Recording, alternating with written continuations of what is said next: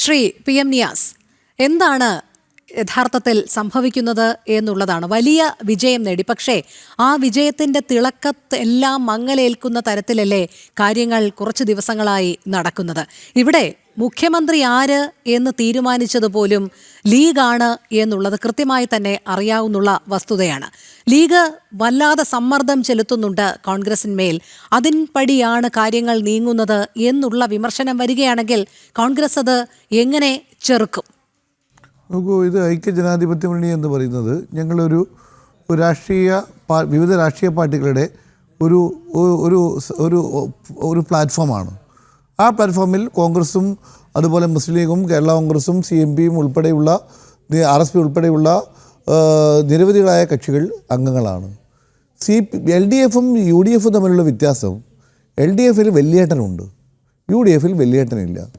UDFിൽ കൂടുതൽ 62 സീറ്റുകൾ ആയി വന്ന് മുന്നോട്ട് വരുന്ന കോൺഗ്രസിനെ സംബന്ധിച്ചിടത്തോളം അത് വലിപ്പ ചെറുപ്പം നോക്കിയിട്ടല്ല ഞങ്ങൾക്കറിയാം ഒറ്റ സീറ്റ് മാത്രമുള്ള CMP.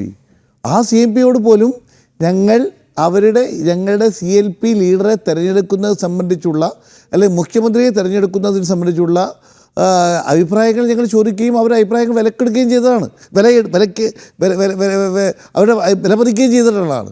അതുപോലെ നിങ്ങൾക്ക് എല്ലാവർക്കും അറിയാം, പാലയിൽ മാത്രം ഒരു MLA ഉള്ള ഒരു കക്ഷി നമ്മുടെ പാർട്ടിയിലുണ്ട്, KDP.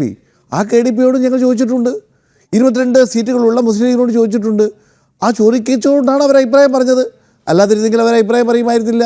അപ്പോൾ ചോദിക്കേണ്ടത് ഞങ്ങളുടെ ഒരു സാമാന്യ രീതിയാണ്. കോൺഗ്രസ് അങ്ങനെയാണ്. കോൺഗ്രസ് ഇന്ത്യ മുന്നണി, നിങ്ങളിപ്പോൾ ഞങ്ങൾ ഇന്ത്യ മുന്നണിയെ കുറിച്ച് വളരെയേറെ കളിയാക്കി മുന്നോട്ട് പോകുകയാണെങ്കിൽ ഇന്ത്യ മുന്നണി അങ്ങനെയാണ്. എന്നാൽ നിങ്ങൾക്കൊരു മുന്നണിയുണ്ട്, അതിൻ്റെ പേര് NDA എന്നാണ്. ആ NDA മുന്നണിയുടെ സ്ഥിതി എന്താ? നരേന്ദ്രമോദിയും അമിത്ഷായും കൂടി ആലോചിച്ച് തീരുമാനിക്കും. നിങ്ങളുടെ അഖിലേന്ത്യാ പാർട്ടി പ്രസിഡന്റ് പോലും ആലോചിക്കുക പോലുമില്ല, അയാൾ അറിയുക പോലുമില്ല. അത് നിങ്ങൾ രണ്ടുപേരും കൂടെ ആലോചിച്ച് തീരുമാനിക്കുന്നത് അങ്ങ് നടപ്പിലാക്കും. ഒരു ചർച്ചയുമില്ല, ഒരു ഘടകകക്ഷി എന്ന നിലക്കുള്ള ഒരു രീതിയും ബഹുമാനവുമില്ല. കേരളത്തിൽ താങ്കൾ പറഞ്ഞത് ശരിയാണ്, 11 ദിവസം എടുത്തു. അത് അത്ര വലിയ ദിവസമൊന്നുമല്ലെങ്കിലും അത് അത്രയും ദിവസം എടുക്കാൻ പാടില്ലായിരുന്നു. എന്തുകൊണ്ടാണ് എടുത്തത്? ഞങ്ങൾ 63 MLAമാരുടെ അഭിപ്രായങ്ങൾ ചോദിച്ചു. ആ ചോദിച്ചതിന് ശേഷം ഞങ്ങളുടെ ഘടകകക്ഷിയുടെ അഭിപ്രായം ചോദിച്ചു, പാർട്ടികളുടെ വിവിധ നേതാക്കന്മാരുടെ അഭിപ്രായം ചോദിച്ചു, മുൻ പ്രസിഡന്റുമാരുടെ അഭിപ്രായം ചോദിച്ചു. അവരെ ഈ ലീഡർഷിപ്പിലേക്ക് പേര് നിർദ്ദേശിക്കപ്പെട്ടിട്ടുള്ള 3 പേരെയും ഞങ്ങൾ വിളിച്ചു. അങ്ങനെ നിരന്തരമായി ചർച്ച ചെയ്ത് ഞങ്ങളൊരു തീരുമാനമെടുത്തു. അതാണോ വസ്തുത? ചർച്ച എന്നുള്ള വാക്കിൽ നമുക്കതിനെ ഒതുക്കാൻ കഴിയുമോ ശ്രീ പി എം നിയാസ്? അതായത് 62 പേർ 22 പേർക്ക് എന്തിന് അടിയറവ് പറയുന്നു എന്ന ചോദ്യങ്ങൾക്ക് വളരെ മുൻപേ തന്നെ സ്ഥാനാർത്ഥി നിർണയത്തിൽ തുടങ്ങുന്നു. അത് വല്ല വിധേനയും ഒരു സമവായത്തിൽ എത്തിക്കുന്നു. അതിനുശേഷം തെരഞ്ഞെടുപ്പിനെ നേരിടുന്നു. ഒരുപക്ഷെ വലിയ വിജയം, നിങ്ങൾ പ്രതീക്ഷിച്ചതിലും കൂടുതൽ വിജയം എന്ന് തന്നെ പറയേണ്ടിയിരിക്കുന്നു. അത്തരമൊരു വിജയത്തിലേക്ക് കാര്യങ്ങൾ ചെന്നെത്തുന്നു. പിന്നീടാണ് യഥാർത്ഥ കളി പുറത്താകുന്നത് എന്നുള്ളതല്ലേ. മുഖ്യമന്ത്രി ആര് എന്നുള്ള ചോദ്യം വരുമ്പോൾ ഈ ജനാധിപത്യത്തിന്റെ സൗന്ദര്യം എന്നൊക്കെ പറഞ്ഞ് കുറേ നാൾ തടിതപ്പി. പക്ഷേ എന്തായിരുന്നു താങ്കൾ പറഞ്ഞ ഈ ജനാധിപത്യത്തിന്റെ സൗന്ദര്യവും ചർച്ചയും എന്നൊക്കെയുള്ളത് നമ്മൾ കണ്ടതാണ്. തമ്മിലടി, പരസ്യമായ തമ്മിലടി, പിണങ്ങിപ്പോക്ക്, വളരെ ബുദ്ധിമുട്ടി പ്രയാസപ്പെട്ട് നേതാക്കളെ ഒരുമിച്ച് നിർത്തി സംസാരിക്കേണ്ട ഗതികേട്. അങ്ങനെയാണ് ഓരോ MLAമാരോടും തനിയെ അഭിപ്രായം തേടേണ്ടുന്ന ഒരു സാഹചര്യം വന്നത്. അവിടെയും നടന്നു പല കളികളും. അത് കഴിഞ്ഞ് ഘടകകക്ഷികളെ വിളിക്കുന്നു. ആ ഘടകകക്ഷികളെ വിളിക്കുന്ന അടുത്ത് തുടങ്ങുന്നില്ലേ ട്വിസ്റ്റ്? അതായത് KC പിടിമുറുക്കുന്നു, RC പിടിമുറുക്കുന്നു. പക്ഷേ ഘടകകക്ഷിയായ മുസ്ലിം ലീഗ് വരച്ച വരയിൽ തന്നെ ഒടുവിൽ AICCക്ക് എത്തേണ്ടി വന്നു എന്നുള്ളത്. അവിടെയാണ് ചോദിക്കുന്നത്, അവിടെ ജനാധിപത്യത്തിന്റെ സൗന്ദര്യമോ ഞങ്ങൾക്ക് ചർച്ച ചെയ്ത് തീരുമാനിക്കാനുള്ള സ്വാതന്ത്ര്യമോ എന്നൊക്കെ പറയുന്നത് മാറ്റിവെക്കാം. പക്ഷേ എവിടെയോ കോൺഗ്രസ് ദുർബലപ്പെടുന്നു, അത് ലീഗിന്റെ മുന്നിലാണ് എന്ന് പറയുന്നിടത്താണ് യഥാർത്ഥ പ്രശ്നം.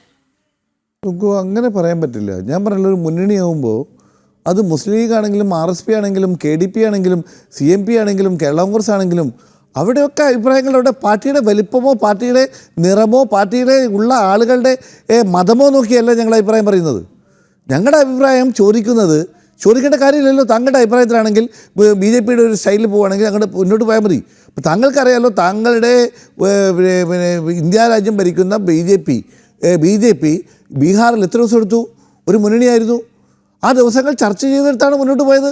ഞങ്ങളുടെ ചർച്ച അതിര് കടക്കുന്നു എന്ന് നിങ്ങൾ ആക്ഷേപിക്കുന്നുവെങ്കിൽ അല്ല. ജനാധിപത്യത്തിൽ അത് സ്വാഭാവികമാണ്.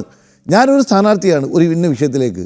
ആ വിഷയത്തിലേക്ക് ഞാൻ വരുമ്പോൾ താങ്കളും മറ്റൊരു സ്ഥാനാർത്ഥിയാണെങ്കിൽ ഞങ്ങൾ തമ്മിലുള്ള അവകാശവാദങ്ങൾ ഉന്നയിക്കും. എന്നെ പിന്തുണയ്ക്കുന്നവർ എൻ്റെ അവകാശവാദങ്ങൾ പറയും, അത് സ്വാഭാവികമാണ്. എന്നിട്ട് എന്നെയും നിങ്ങളെയും ഒക്കെ അത് അനുനയിപ്പിച്ചെടുക്കുന്ന തീരുമാനമാണ് ജനാധിപത്യത്തിന് ശക്തി. അത് BJP ഒരു കാലത്തും അംഗീകരിച്ചിട്ടില്ല. അത് നാഗ്പൂരിൽ നിന്ന് എടുക്കുന്ന തീരുമാനങ്ങൾ, ആ തീരുമാനങ്ങൾ നടപ്പിലാക്കുക എന്നതിലപ്പുറത്ത്, അല്ലെങ്കിൽ പ്രധാനമന്ത്രിയുടെ തീരുമാനങ്ങൾ നടപ്പിലാക്കുക എന്നതിലപ്പുറത്ത് മറ്റൊരു തീരുമാനം ഇല്ലാത്തതുകൊണ്ടാണ് ഞങ്ങൾ പറയുന്നത്. പിന്നെ മുസ്ലിം ലീഗിനെ കുറിച്ച്, മുസ്ലിം ലീഗ് അങ്ങനെ അഭിപ്രായങ്ങൾ ഞങ്ങൾ ചോദിക്കുമ്പോൾ അവരവരുടെ അഭിപ്രായം പറയുന്നു. ആ അഭിപ്രായങ്ങൾ ഞങ്ങൾ വിലമതിക്കുന്നു. എന്തുകൊണ്ടാണ്? അവർക്ക് 22 സീറ്റുകളായി പോയതുകൊണ്ടല്ല. നേരത്തെ നിങ്ങൾക്ക് എല്ലാവർക്കും അറിയാം, ഞങ്ങളുടെ നേരെ പകുതി സീറ്റുകൾ അവർക്കുണ്ടായിരുന്നു. ഇപ്പോഴല്ലേ സീറ്റിൻ്റെ എണ്ണം 3-1 അപ്പോൾ പകുതിയായപ്പോഴും പകുതിയിൽ കൂടുതലുള്ളപ്പോഴും ഒക്കെ അവരുടെ അഭിപ്രായങ്ങൾ, കെ കരുണാകരൻ ഉള്ളപ്പോഴും AK ആന്റണി ഉള്ളപ്പോഴും അതുപോലെ ഉമ്മൻചാണ്ടി ഉള്ളപ്പോഴും ഒക്കെ മുസ്ലിം ലീഗ് ഇക്കാര്യത്തിലൊരു പ്രധാന ഘടകങ്ങളാണ്. അത് എന്തുകൊണ്ടാണെന്ന് വെച്ചാൽ ഞങ്ങളുടെ അങ്ങനെയാണ് ജനാധിപത്യ രീതി. അത് മുസ്ലിം ലീഗ് പറയുന്ന കാര്യം. എന്നിട്ടും ഞാൻ ചോദിക്കട്ടെ, അങ്ങനെയാണെങ്കിൽ മുസ്ലിം ലീഗിന് ഇപ്പോൾ ഒരു ഉപമുഖ്യമന്ത്രി ചോദിക്കാമായിരുന്നില്ലേ? അവർക്ക് ന്യായമായിട്ടും അത് ആവശ്യപ്പെടാമായിരുന്നില്ലേ? പക്ഷെ അവർ ചോദിച്ചില്ലല്ലോ. കഴിഞ്ഞ ഉമ്മൻചാണ്ടിയുടെ സർക്കാരിൻ്റെ കാലത്ത് ഉണ്ടായിരുന്ന 5 മന്ത്രിമാർ, ആ 5 മന്ത്രിമാരല്ലാതെ പുതിയൊരു വകുപ്പോ പുതിയൊരു മന്ത്രിസ്ഥാനമോ അവർ ചോദിച്ചില്ലല്ലോ. അല്ല, അവിടെ ഒരു ചെറിയ മറ്റൊരു വസ്തുത കൂടിയില്ലേ? അവിടെ ഒരു പക്ഷേ VD സതീശന് പകരം KCAയോ RCയോ ആയിരുന്നുവെങ്കിൽ അവർ തീർച്ചയായും ഉപമുഖ്യമന്ത്രി സ്ഥാനം ചോദിച്ചേനെ. പകരം അവരാരെയാണോ മുഖ്യമന്ത്രിയായി നിശ്ചയിച്ചത് അയാൾ തന്നെ മുഖ്യമന്ത്രിയാകുന്നു. പിന്നീട് എന്തിനാ ഉപമുഖ്യമന്ത്രി സ്ഥാനം? സുപ്രധാനമായ 5 വകുപ്പുകൾ ഇങ്ങി തന്നാൽ മതി എന്ന് പറയുമ്പോൾ അതും കൊടുക്കാൻ തയ്യാറായിരിക്കുകയല്ലേ? അങ്ങനെയല്ല. അവർ നേരത്തെ തന്നെ, ഞാൻ കേട്ടതാണ്, അവർ നേരത്തെ തന്നെ നമ്മുടെ കുഞ്ഞാലിക്കുട്ടി സാഹിബ് വളരെ വ്യക്തമായി ഞങ്ങൾ ഒരു കാലത്തും ആവശ്യപ്പെട്ടിട്ടില്ല, ഞങ്ങൾ ആവശ്യപ്പെടുകയില്ല എന്ന് പറഞ്ഞു. അവിടെ ഒത്തിരി നേതാക്കന്മാർ, നമ്മുടെ തങ്ങൾ ഉൾപ്പെടെയുള്ള ഒത്തിരി നേതാക്കന്മാർ ആ കാര്യം ആവർത്തിച്ചതാണ്. പിന്നെ താങ്കൾ ഇപ്പോൾ ഞാൻ ചോദിക്കില്ല, അവർ ചോദിക്കാൻ പാടില്ല എന്നല്ല, ചോദിക്കാമായിരുന്നല്ലോ. ഇപ്പോഴും ഞാൻ മനസ്സിലാക്കിയെടുത്തോളം, മാധ്യമങ്ങളിലൂടെയുള്ള വിവരങ്ങൾ വെച്ച് ഞാൻ മനസ്സിലാക്കിയെടുത്തോളം, അവർ കഴിഞ്ഞ ഗവൺമെൻറ്റിൻ്റെ കാലത്ത്, ഉമ്മൻചാണ്ടിയുടെ ഗവൺമെൻറ്റിൻ്റെ കാലത്തുള്ള വകുപ്പുകൾ, അത് ഉമ്മൻചാണ്ടിയുടെ ഗവൺമെൻറ് മാത്രമല്ല, കെ കരുണാകരൻ്റെയും AK ആന്റണിയുടെയും ഒക്കെ കാലത്തുണ്ടായിരുന്ന വകുപ്പുകളല്ലാതെ മറ്റൊരു പുതിയ വകുപ്പും ചോദിച്ചത് എൻ്റെ അറിവിലില്ല. അങ്ങനെ അത്രയും ഒരു രാഷ്ട്രീയമായി, അത്രയും ഒരു നീതി ബോധത്തോടു കൂടിയാണ് അവർ സംസാരിക്കുന്നത്. പിന്നെ അവരോട് നമ്മൾ കൂടുതൽ അവർ ചോദിച്ചെങ്കിലല്ലേ അത് കൊടുക്കേണ്ടതുള്ളൂ, ചോദിച്ചെങ്കിലല്ലേ കൊടുക്കാതിരിക്കേണ്ടതുള്ളൂ. അപ്പോൾ അങ്ങനെ ഒരു സാഹചര്യങ്ങൾ ഇല്ലാത്തത് കൊണ്ടാണ് ഞങ്ങൾ മുന്നിൽ. മാത്രമല്ല, ഒറ്റ കാര്യം ഞാൻ പറയാം, നിങ്ങളിതൊക്കെ പറഞ്ഞല്ലോ, ഇന്നലെയല്ലേ ഞങ്ങൾക്ക് തീരുമാനമുണ്ടായുള്ളൂ. ഇന്നലെ തീരുമാനമുണ്ടായി, നിങ്ങൾക്ക് എല്ലാവർക്കും അറിയാമല്ലോ. ഇന്നലെ തീരുമാനം ഞാൻ പുറത്തു വന്നു.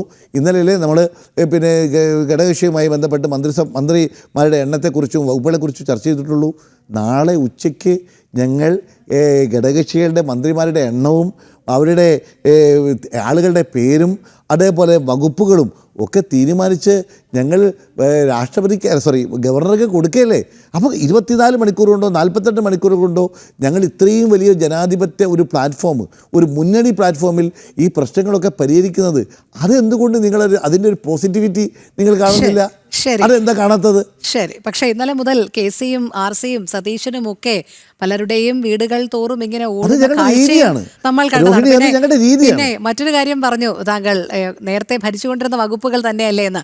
വ്യവസായം, വിദ്യാഭ്യാസം, IT, പൊതുമരാമത്ത്, തദ്ദേശ സ്വയംഭരണം, അങ്ങനെ ഏറ്റവും അധികം റവന്യൂ കിട്ടുന്ന വകുപ്പുകൾ തന്നെയാണ് എന്നുള്ളതാണ്. അപ്പോൾ അത് തന്നെ വീണ്ടും ചോദിച്ചാൽ മതി. അങ്ങനെയാണ്. എത്താം താങ്കളിലേക്ക് എത്താം.